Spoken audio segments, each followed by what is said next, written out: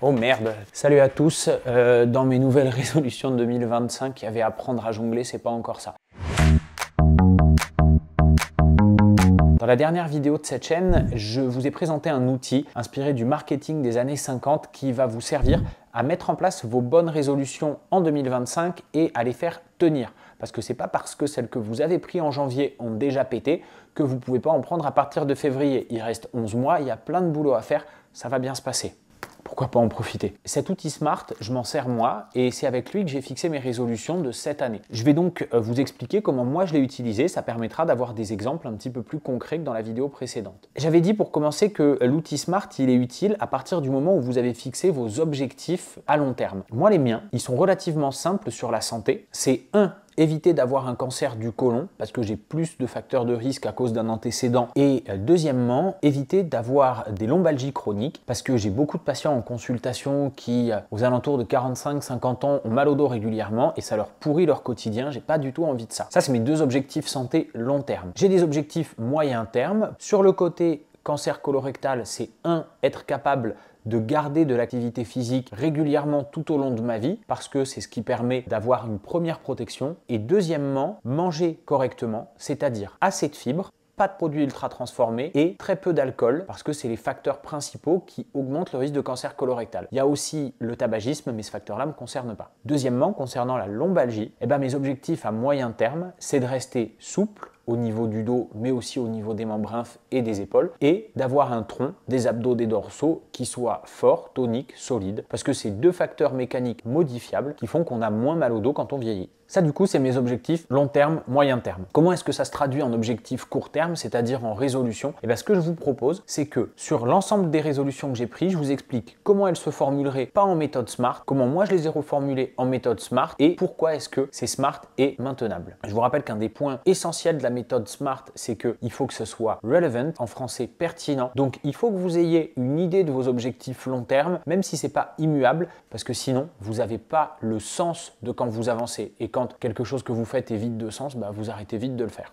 Première résolution, pas smart, je vais faire du sport. Je vais faire du sport, c'est pas smart parce que c'est beaucoup trop flou, on ne sait pas exactement ce que ça définit. En smart, je vais vous dire que moi j'ai deux objectifs. Le premier, c'est pour le côté prévention du cancer colorectal, c'est faire de l'activité une demi-heure à intensité modérée, dominante cardio, au moins 5 fois par semaine. Et je commence demain. Enfin, je veux dire, j'ai commencé hier, mais quand j'ai fixé la résolution, j'ai dit je commence demain. C'est smart parce que c'est relevant, ça va dans l'objectif que j'ai, c'est les recommandations de pratique, c'est recommandé par l'OMS et les sociétés savantes pour prévenir le cancer colorectal. C'est spécifique, c'est pas du sport en général, c'est mesurable, il y a un délai, une intensité, et tout ça, ça se mesure. C'est atteignable parce que c'est déjà dans mes capacités de faire ça, et c'est temporellement défini puisque c'est au moins 5 fois par semaine à partir de le lendemain du moment où je l'ai designé. Et le deuxième truc que je fais sur le côté sportif, activité physique, c'est plutôt pour mon objectif prévention des lombalgies, du renforcement musculaire et de la mobilité 2 fois par semaine avec des séances qui durent entre 15 et 20 minutes pour faire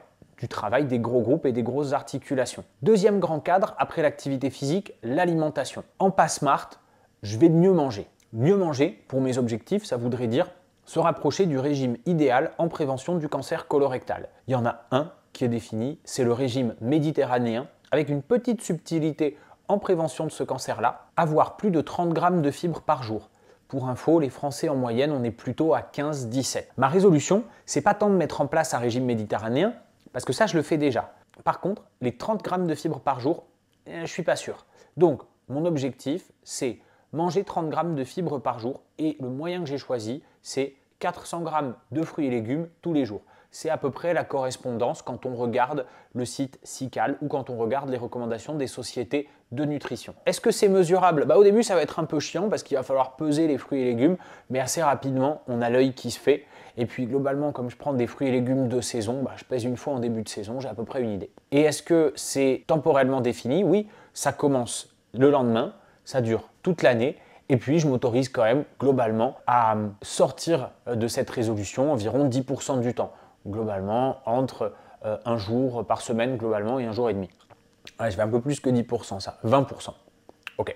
Troisièmement, en pas smart, faire des étirements régulièrement. En smart, ça devient pertinent parce que ça va avec mon objectif de pas des douleurs dorsales quand j'aurai 50 ans. C'est spécifique parce que c'est vraiment des étirements. Je parle plus de renforcement, je parle pas de sport en général, c'est étirement. C'est mesurable parce qu'il y en a 2 fois par semaine, c'est atteignable parce que le seul truc qui m'empêche de faire, c'est que je trouve ça chiant comme la pluie. Temporellement défini parce que 2 fois par semaine à partir de la semaine qui suit le moment où j'ai décidé de faire ces résolutions. Mon 4e grand point, ma 4e résolution en pas smart, elle s'appellerait mieux dormir.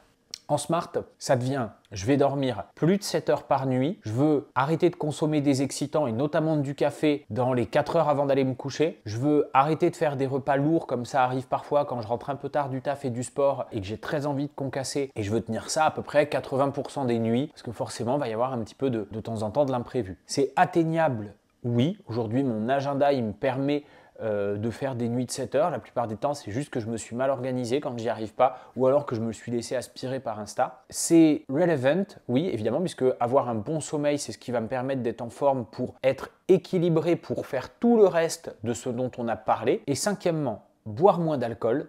De manière plus spécifique, arrêter de dire oui quand on me propose un verre dans un événement social. Un dîner pro, un bar avec des copains. Je peux avoir assez rapidement le oui social sur un verre d'alcool dont en fait j'ai pas vraiment envie. Ce dont j'ai envie, c'est le bon moment avec les potes, c'est le bon moment avec les collègues et je vais avoir le oui facile parce que j'ai un conditionnement étudiant qui fait ça. Je suis déjà en dessous des recommandations pour le cancer colorectal, j'ai envie de continuer, d'aller plus fort parce que l'alcool, j'ai fait une vidéo sur le sujet si ça vous intéresse, c'est dangereux dès le premier verre et ces verres par défaut, ben en fait j'ai plus envie. Est-ce que c'est atteignable? Oui, clairement c'est atteignable.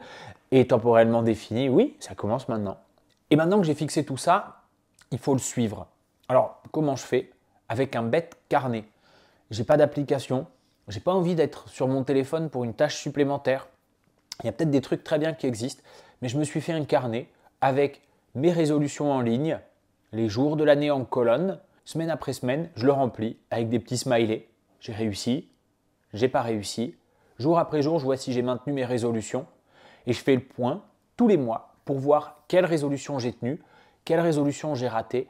Et ça va me permettre d'ajuster chaque mois les comportements parce que mes objectifs long terme, ceux-là, ils me tiennent vraiment à cœur. Donc, si je n'ai pas réussi à mettre en route ma résolution, à la mettre en place, c'est peut-être que je l'ai mal designée. Peut-être qu'elle est trop grosse, peut-être qu'elle est trop floue, peut-être qu'elle n'est pas si atteignable que ça et que j'ai besoin de faire une étape préalable avant. Mais en tout cas, je l'écrase pas d'un coup, je la jette pas à la poubelle parce que cette résolution, elle est dans un plan qui est dans un objectif global d'atteindre les 2 objectifs que je me suis fixés. Peut-être que dans 2 ans, dans 10 ans ou dans 15 ans, je penserai différemment. Mais en tout cas, aujourd'hui, ça me donne une direction à suivre et ça me permet de faire des choix de santé qui me semblent beaucoup moins nébuleux, beaucoup moins flous et je sais dans quelle direction je vais. C'est tout pour aujourd'hui. Si jamais vous avez des questions, évidemment, comme d'habitude, vous pouvez me les mettre en commentaire. On se retrouve bientôt pour une prochaine vidéo et pour pas la manquer, pensez à vous abonner, activer la cloche. Passez une bonne journée, on se revoit bientôt. Prenez soin de vous.